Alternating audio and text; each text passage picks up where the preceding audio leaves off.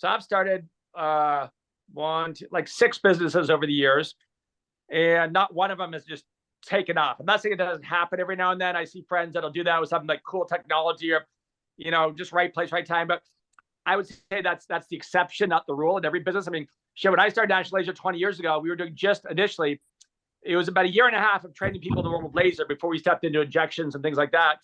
And I remember our first class had 3 attendees, and I put a year of time and money into developing. I think I sunk a couple $100,000 into it, and time and money. I'm pumped. I'm excited. Did everything I could think of, and I had 3 people show up for my first class. My second class, nobody showed up for. I wanted to cry.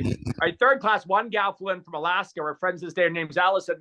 And then slowly it evolved by me making changes and adjustments. So changes and adjustments, I went from being just laser hair removal to estheticians to laser hair removal and photofacial and tattoo removal. And then I evolved to marketing, not just estheticians, but cosmetologists and career changers.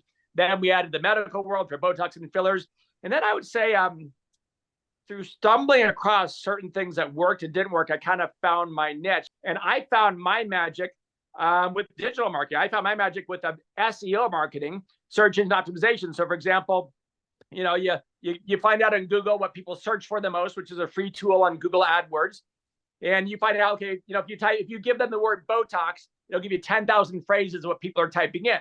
And so we would get those top 10 phrases, best Botox location, best nurse practitioner who provides Botox, what does Botox cost? And then we'd integrate those phrases into our content on these organic web pages. And in a period of I think it was 3 months, 6 months, we started moving and grooving, and that got a lot of momentum for us.